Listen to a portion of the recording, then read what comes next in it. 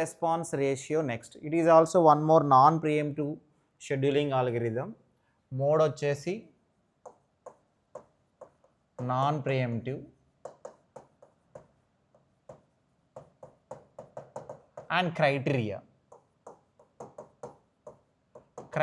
వచ్చేసి response time calculate చేయాలి. Response time కూడా దేనికి అంటే మనకి అవైలబుల్గా ఉండే ప్రాసెస్లో రెడీ స్టేట్లో ఏవైతే అవైలబుల్గా ఉంటాయో ఒకటి కంటే ఎక్కువ అవైలబుల్గా ఉంటాయి ప్రతి ప్రాసెస్కి రెస్పాన్స్ టైం క్యాలిక్యులేట్ చేయాలి. సో రెస్పాన్స్ టైం ఒక ఫార్ములా ఏంటంటే waiting time plus burst time by burst time. Suppose నీకు రెడీ స్టేట్లో P2 P3 P4 అని ఒక 3 ప్రాసెస్లు ఉన్నాయి అనుకోండి. సో ఒకటి కంటే ఎక్కువ ఉన్నాయి కాబట్టి ఈ మూడిట్లో ఏది సెలెక్ట్ చేయాలి అనేది ఎలా డిసైడ్ చేస్తామంటే 3 ప్రాసెస్కి కూడా నువ్వు రెస్పాన్స్ టైం క్యాలిక్యులేట్ చేయాలి. అంటే రెస్పాన్స్ టైం ఆఫ్ P2కి P3కి P4కి ఈ రెస్పాన్స్ టైంలో ఏ పర్టికులర్ ప్రాసెస్కి అయితే హయ్యెస్ట్ రెస్పాన్స్ వస్తుందో దాన్ని తీసుకెళ్ళి సిపియూకి ఇవ్వాలి. That is the meaning of highest response ratio next. So మనకి అవైలబుల్గా ఉండే ప్రాసెస్లో రెడీ స్టేట్లో ఏవైతే ఉంటాయో వాటిల్లో ప్రతి ప్రాసెస్కి రెస్పాన్స్ టైం క్యాలిక్యులేట్ చేసి ఇదే ప్రాసెస్కి అయితే హయ్యెస్ట్ రెస్పాన్స్ వస్తుందో అది సిపియూకి ఇస్తాం. ఇప్పుడు దాని ప్రకారం మనం గ్యాన్ చార్ట్ ఎలా డ్రా చేస్తున్నాను అబ్జర్వ్ చేయండి.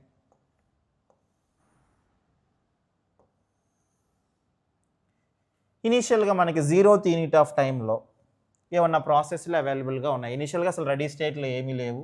సో ఇది రెడీ స్టేట్ అనుకుంటే ఈ రెడీ స్టేట్లో 0th యూనిట్ ఆఫ్ టైంలో ఏదన్నా ప్రాసెస్ అరైవ్ అయిందా? సో P1 అనే ప్రాసెస్ అరైవ్ అయింది. సో P1 అనే ప్రాసెస్ ఒకటే ఉంది. రెడీ స్టేట్లో ఒకటే ఉందా ఒకటి కంటే ఎక్కువ ఉన్నాయా? ఒకటే ఉంది. ఒకటే ఉన్నప్పుడు నువ్వు రెస్పాన్స్ టైం ఏం క్యాలిక్యులేట్ చేయాల్సిన అవసరం లేదు. ఒకటి కంటే ఎక్కువ ఉంటే వాటిలో ఏది సెలెక్ట్ చేసుకోవాలనేది నీకు పాసిబిలిటీ ఉంటుంది కాబట్టి అప్పుడు నువ్వు రెస్పాన్స్ టైం క్యాలిక్యులేట్ చేయాలి. సో ఒకటే ఒకటి ఉంది కాబట్టి డైరెక్ట్గా సిపియూకి ఇచ్చేస్తాం, అది ఎగ్జిక్యూట్ చేస్తుంది. దానికి ఎన్ని యూనిట్స్ కావాలి? 3 యూనిట్స్ కావాలి. సో బస్ టైం 3 కాబట్టి 0 + 3 3. ఇప్పుడు 3 యూనిట్స్ ఆఫ్ టైంలో మనకి ఏమన్నా ప్రాసెస్లు అవైలబుల్గా ఉన్నాయా? ఒకే ఒక ప్రాసెస్ ఉంది P2, ఇది ఒక్క ప్రాసెస్. ఇంకా 3 యూనిట్స్ ఆఫ్ టైంలో ఏమీ లేవు అంటే P2. ఇప్పుడు రెడీ స్టేట్లోకి P1 కంప్లీట్ అయిపోయింది, ఇప్పుడు P2 వచ్చింది. ఇప్పుడు రెడీ స్టేట్లో కూడా ఎన్ని ఉన్నాయి? ఒకటే ఉంది, ఒకటి కంటే ఎక్కువ లేవు. సో అప్పుడు రెస్పాన్స్ టైం మేము క్యాలిక్యులేట్ చేయాల్సిన అవసరం లేదు. సో డైరెక్ట్గా P2 అనేది సిపియూకి ఇచ్చేస్తాం. దానికి బస్ టైం ఎంత కావాలి?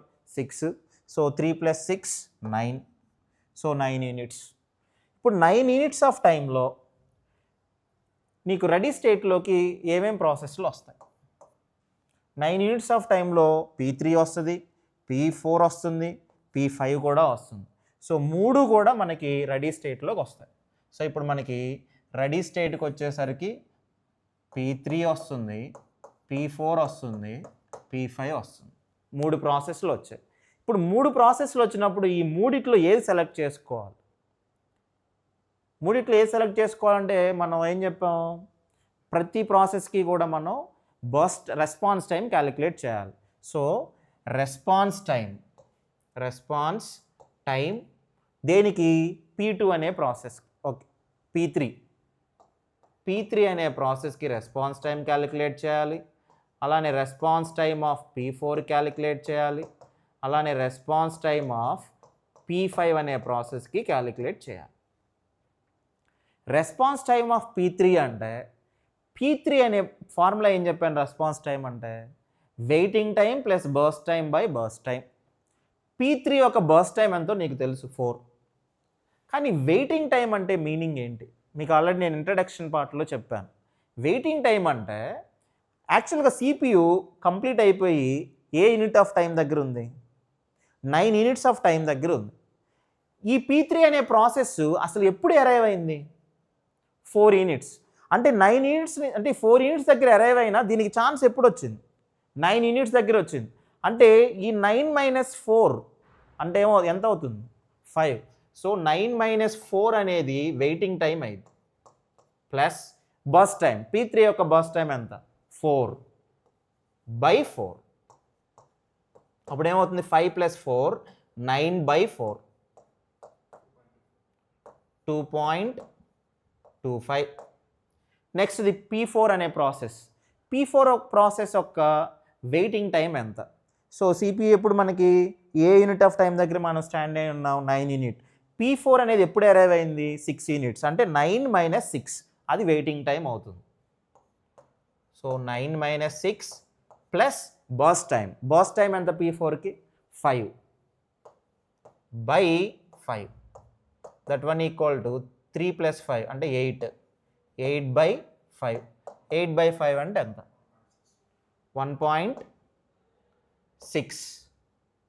నెక్స్ట్ P5 ప్రాసెస్ యొక్క రెస్పాన్స్ టైం అంటే waiting time plus burst time by burst time 9 - 8. 9 - 8 plus burst time P5 burst time 2/2, అప్పుడు 1 + 2 3/2 1.5. సో ఇప్పుడు నేను 3 ప్రాసెస్కి కూడా నేను రెస్పాన్స్ టైం క్యాలిక్యులేట్ చేశాను. ఈ 3 ప్రాసెస్ల్లో ఏ ప్రాసెస్కి హయ్యెస్ట్ రెస్పాన్స్ వచ్చింది? హయ్యెస్ట్ వాల్యూ దేనికి వచ్చింది? 2.25 అయినా అంటే ప్రాసెస్ P3, అంటే దీన్ని సెలెక్ట్ చేయాలి. సో నీకు అవైలబుల్గా ఉండే ప్రాసెస్లో మనకి 3 ప్రాసెస్లు ఉంటాయి, దీంట్లో మనకి హయ్యెస్ట్ రెస్పాన్స్ వచ్చింది P3 కాబట్టి దానికి ఛాన్స్ ఇస్తాం. సో ఇప్పుడు P3 అనేది రిమూవ్ చేసి సిపియుకి ఇస్తాం. P3కి బర్స్ట్ టైం ఎంత 4. సో 9 + 4 13. సో P3 కూడా కంప్లీట్ అయిపోయింది. P3 కంప్లీట్ అయిన తర్వాత నువ్వు ఎక్కడ స్టాండ్ అయి ఉన్నావు? 30 యూనిట్స్ ఆఫ్ టైం దగ్గర ఉన్నావు. ఇప్పుడు నీకు P4 P5 అని 2 ఉన్నాయి ఇప్పుడు రెడీ స్టేట్లో. ఈ రెడీ స్టేట్లో మళ్ళీ ప్రతిదానికి రెస్పాన్స్ టైం క్యాలిక్యులేట్ చేయాలిగా, ఎందుకంటే నీకు వెయిటింగ్ టైం మారిపోతుంది. ఎందుకంటే ఇక్కడ స్టాండ్ అయిన 13 యూనిట్స్, అప్పుడు 13 - 6 అనేది వెయిటింగ్ టైం అవుతుంది. దీనికేమో వెయిటింగ్ టైం ఏమవుతుంది 13 - 8 అవుతుంది. సో అందువల్ల మళ్ళీ ఏం చేయాలి మనం? రెడీ స్టేట్ ప్రతిసారి కూడా కీప్ ఆన్ మనం రెడీ స్టేట్లు ఏవైతే అవైలబుల్గా ఉన్నాయో వాటిని బేస్ చేసుకొని మనం రెస్పాన్స్ టైం క్యాలిక్యులేట్ చేయాలి.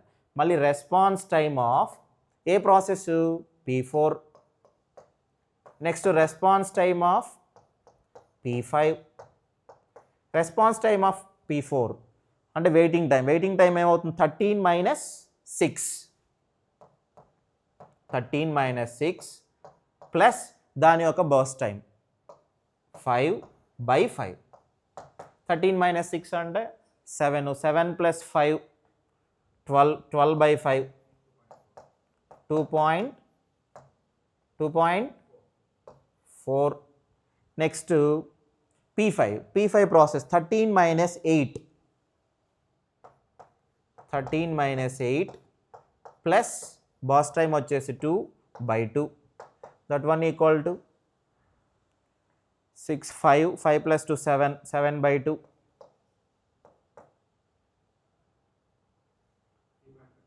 3.5. సో ఈ రెండిట్లో ఏది హైయెస్ట్?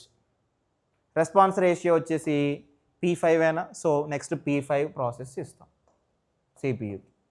సో P5కి బర్స్ట్ టైం ఎంత 2. సో 2 కాబట్టి 13 + 2 15. సో P5 కూడా కంప్లీట్ అయింది. ఇప్పుడు రెడీ స్టేట్లో P5 కూడా రిమూవ్ అయిపోయింది. ఇంకా ఫైనల్గా మనకు ఉంది ఏంటిది? ఒకే ఒక ప్రాసెస్ P4. ఒకటి ఉంటే రెస్పాన్స్ టైం క్యాలిక్యులేట్ చేయాల్సిన అవసరం లేదు. ఒకటి కంటే ఎక్కువ ఉన్నప్పుడు నీకు డైలమా ఉంటుంది కాబట్టి రెండిట్లో ఏది ఇవ్వాలి అనేది అప్పుడు నువ్వు రెస్పాన్స్ టైం క్యాలిక్యులేట్ చేయాలి. సో నెక్స్ట్ ఉంది P4కి బర్స్ట్ టైం 5. సో టోటల్గా 20. సో P4 కూడా కంప్లీట్ అయిపోయింది. Then calculate completion time, turn around time and waiting time.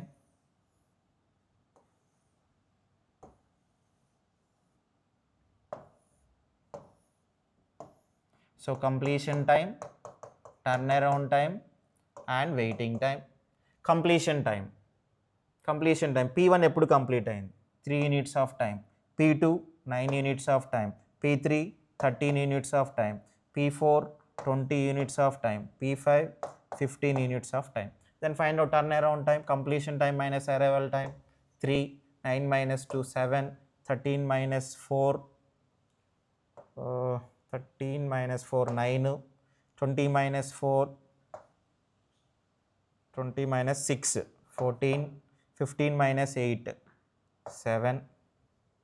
Then find out the waiting time, turnaround time minus burst time. 3 - 3 0, 7 - 6 1, 9 - 4 5, 14 - 5 9, 7 - 2 5. Then find out average turnaround time. Average turnaround time is equal to 3 plus 7 plus 9 plus 14 plus 7 by number of processors ఎన్ని 5. Next average waiting time is equal to 0 plus 1 plus 5 plus 9 plus 5 by 5 and then throughput.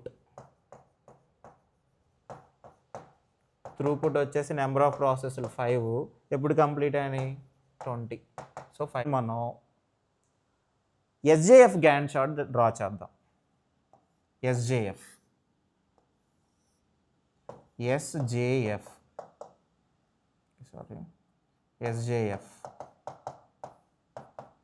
0th unit of టైంలో ఏ process arrive అయింది P1. దాని bus time ఎంత 3 units of టైంలో మనకి ఏ ప్రాసెస్లు వచ్చాయి ఒకే ఒక ప్రాసెస్ P2. దాని బస్ టైం ఎంత 6, సో 9. నెక్స్ట్ 9 యూనిట్స్ ఆఫ్ టైంలో P3, P4, P5 3 రెడీగా ఉన్నాయి. ఆ మూడిట్లో ఎస్జేఎఫ్ అంటే లీస్ట్ బస్ టైం ఉన్నది సెలెక్ట్ చేసుకోవాలి. అప్పుడు లీస్ట్ బస్ టైం ఉన్నది ఏది P5.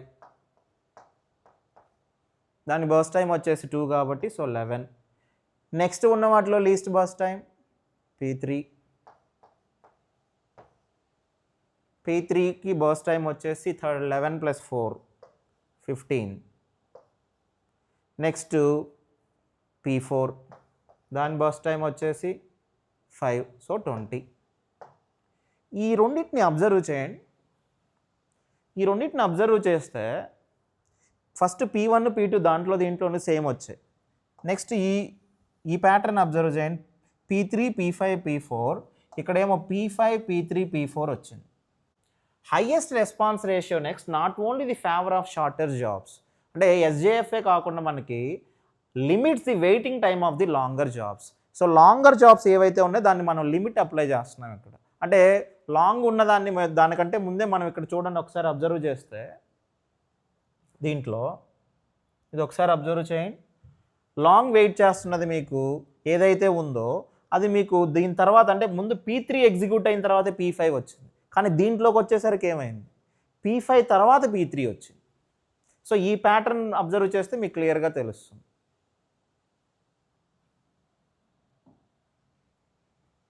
సో హైయెస్ట్ అడ్వాంటేజెస్ వచ్చేసరికి డిసడ్వాంటేజ్ వచ్చేసి ఇది మనం ప్రాక్టికల్గా ఇంప్లిమెంట్ చేయలేం. ఎందుకంటే నువ్వు రెస్పాన్స్ టైం క్యాలిక్యులేట్ చేస్తున్నావు. రెస్పాన్స్ టైం ఎలా క్యాలిక్యులేట్ చేస్తున్నావు waiting time plus bus time by bus time. నువ్వు బస్ టైంని ప్రిడిక్ట్ చేయలేవు కదా. సో బస్ టైం ప్రిడిక్ట్ చేయలేకపోతే నువ్వు ఎలా ఇంప్లిమెంట్ చేస్తావు? అది ప్రాపర్గా ప్రిడిక్ట్ చేస్తే అప్పుడు ఇంప్లిమెంట్ చేయొచ్చు. సో ఎస్జేఎఫ్ ఈ హైయెస్ట్ రెస్పాన్స్ రేషియో నెక్స్ట్ ఈ రెండు కూడా ఒక రిఫరెన్స్ కింద పెట్టుకొని రిమైనింగ్ షెడ్యూలింగ్ ఆల్గరిథమ్స్ తోటి మనం కంపారిజన్ చేసుకుంటూ ఉంటాం.